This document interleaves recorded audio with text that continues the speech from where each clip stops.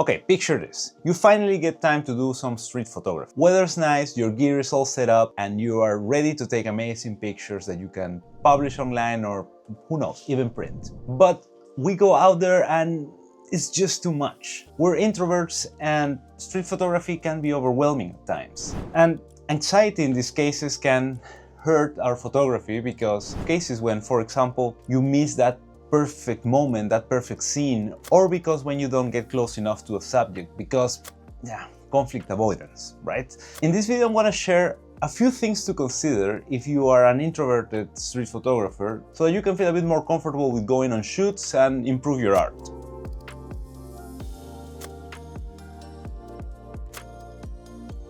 So let's get it started with the first one, which is thinking about what makes us nervous or anxious when we go out there and take pictures. In order to start with this, we actually need to take a step back and think about why is it that we like street photography in the first place, because it doesn't really feel like a natural thing to do for people that are introverted. In short, one of the parts of being an introvert is that you're being observant of the world and actually looking for scenes whether you like it or not. That skill actually helps quite a lot in the context of photography. So it makes more sense that you would think when you are going out for a photo shoot. Now about the things that may or may not make you nervous when you are out there on the street making photos. What may people think? What may people say if you're getting into a confrontation? Or if it's not a new place and people may know you already, what may they think or say again about you? There's no easy way to overcome this other than practicing more and more. But there are a few ways of thinking slightly different so that your mind actually is at ease when you go out there taking pictures. First of all, if you have done photography when you're on a trip, so travel photography pretty much out on the street, you may feel like that was slightly easier. At least that was for me. Why? Because I didn't have the problem of what may people think here. I'm just a tourist, so who cares?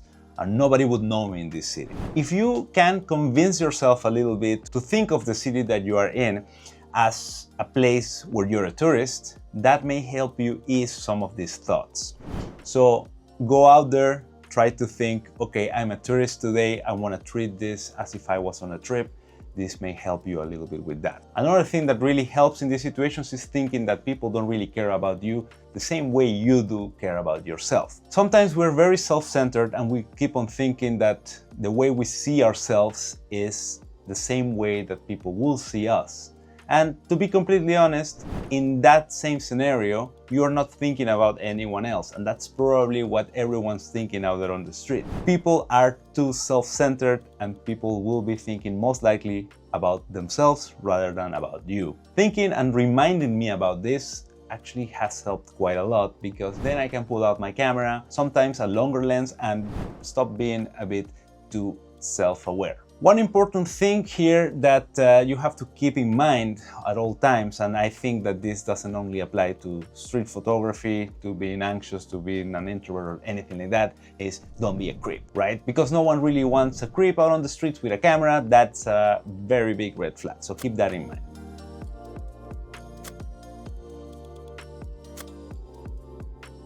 The second point is to keep it light, because the bigger your setup, the more self-aware you're likely to feel because you will have something that calls for more attention. So going on different levels of gear and how eye-catching that could be, you may start with this, with your phone. It's very straightforward, although sometimes you may think that this is the thing that will catch less attention, but since everyone has a phone, once you do this, people may think that you're taking pictures, and that could be a red flag as well, unless you're in a very touristy place where it's okay to take pictures like that. So this is kind of with an asterisk right next to it. The phone is something that seems very stealthy, but it may not be in all cases. But it's something that you will always have with you, and again, the best camera you will have just because it's with you. Second level will be to have something like a point and shoot or a little camera like this one. This one is a Kodak H35N, which is a film camera that, will not catch too much attention. And this one's my Ricoh GR3. When you are out on the street with this kind of cameras, people don't really care that much because they just look like point and shoots. They not be thinking that you're taking street photography, or to be completely honest, they may not even know what street photography is, but it doesn't look professional. people most likely will not be saying like, hey, are you taking a picture of me? Just because, yeah, small cameras. And the third level would be shooting like the camera that I'm shooting with right now. A mirrorless camera which have interchangeable lenses and may have other accessories attached to it. That thing will be a bit of an eye catcher out on the street just because it looks more professional. With this, you may not even catch attention of people that may be wondering if you're taking their picture, but you may also be catching the attention of security guards, people in businesses, and this kind of people that are maybe wondering why are you taking pictures in that specific place. So watch out for that, and unless you have an argument to say why you're taking pictures, you may want to avoid that, at least in the beginning.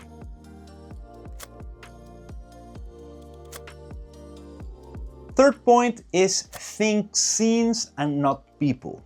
Because the fact that you're doing street photography doesn't necessarily mean that you are taking pictures of people or that you are following people to take pictures of them. What you may want to do is something that Sean Tucker calls in one of his videos fishing for a photograph, which is finding a nice scene where you can have nice color, nice shadows, or nice lighting, for example, and just wait. Maybe the only thing that that scene needs is just someone passing by. But here, you will not be looking for that someone, but you will be looking at that scene, and when someone passes by, then you will take a picture. Then people will be less likely to confront you because you were there in the first place. They are interrupting your photo taking. That is something that I've practiced myself quite a lot. I try to find a place during a nice moment of the day when you have some nice lighting, and then just wait. And then I start taking pictures as people go by. Then actually, sometimes people ask you if they can come by, and then you can say yes or no. And it kind of puts you more in control of the situation, which feels better and more comfortable in my experience. So point number 4 is actually one in which I want to take a step back from the tips of getting better at photography in an explicit way. Because this tip is about going out there on walks without your camera. I mean, you will always have your phone, which is the perfect camera because it's always with you, but try not to use it. Why? Because for introverts, being out on the street, especially when it's very busy, can be already too much, let alone having a camera with you. So you don't even have to be carrying a camera for you to be feeling a bit overwhelmed at times. So go out there, try to look for scenes with your eyes, try to be observant. You're doing that anyway, but try to look consciously for what could make a nice picture. Try to look for good light, try to look for good colors, try to look for nice scenes or even patterns that you would see out on the street that you may feel like at some point can become a nice picture. So go out on a walk. This one's simple enough, you can practice it right away, and you don't even have to worry about rain, thunder, sun, or anything that you may think can hurt your camera. It's all about you and being outside. Next point is not about taking photos and not even about going out there, but the step that happens afterwards, which is recharging. As introverts, we may be out on social events, on photo shoots, maybe those are paid photo shoots or maybe those are photo shoots that you're doing for yourself. But regardless of what it is, after it, you may need the time to recharge. Why? Because that is just how our brains are wired. In my case, after either a paid photo shoot, an event, or a street photo shoot that I'm doing for myself, I really cannot go out on more shoots right away. Why? Because my brain and my body need to be at my own house for a while without the chaos of being outside. So keep in mind that that may be something that's important for you, and try not to push it too much in those cases, because once you push it, you may be too close to burning out. And I've been in the situation where I tried to do it too much and then I fell out of love with photography. I ended up spiraling into selling all my gear and then only to buy it back a few years after. So in order to prevent all of this, for me, it's good to recharge. And how much you need to recharge, that will really depend on how extroverted or introverted are you. What I recommend is try to pay attention to your body, try to pay attention to your thoughts and what do you do, because only with this introspection and maybe write it down, it will be easier for you to know at which point you want to recharge and at which point you're ready to go out to take pictures. And the next point is that street photography doesn't necessarily mean people. We've talked already about how you may look for scenes, and then when people pass by, you can take a picture and then the picture will be very nice.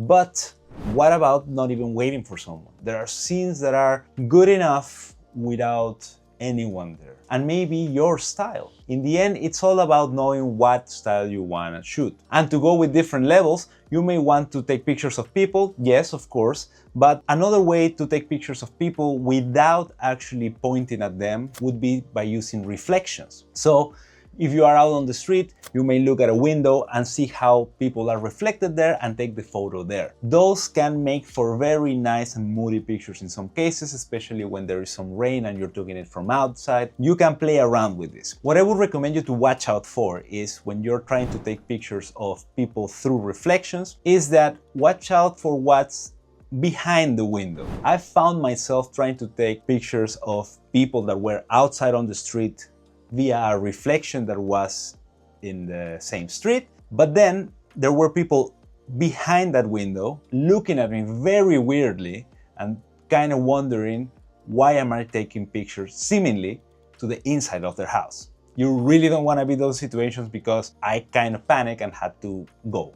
And also, that is not how you want to act, because the best way to approach confrontation in these cases, especially when you're already in there, is to just be open. Tell that you're taking pictures, show your Instagram account, your website, whatever is it that you have as your portfolio, because that will help with the argument of you being there not necessarily to be a creep, but to take pictures and enjoy your art. A couple of other things that you could take pictures of are animals, which are always fun as well because they're unpredictable, they can do funny stuff, and especially when you're out on the street, when you find animals that are not your common cats and dogs, you will find some amazing shots of this. And the other subject that you can use is architecture. Depending on the city that you live, you may have more explicit, different, outside of the box architecture, or you may have something more traditional. But try not to think too inside of the box in this scenario, because it's not about taking the picture of a complete building, for example, but try to look for just parts of it that look interesting. If you have a zoom lens, you can try to focus on maybe just one window or just one pattern.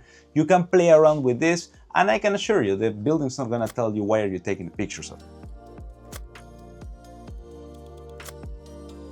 So it's all about practice, practice, and more practice, with enough recharge time in between, of course. And keep in mind that it will never feel 100% uncomfortable to be out there on the streets taking pictures of people in scenarios where there's a lot happening, but it will get better.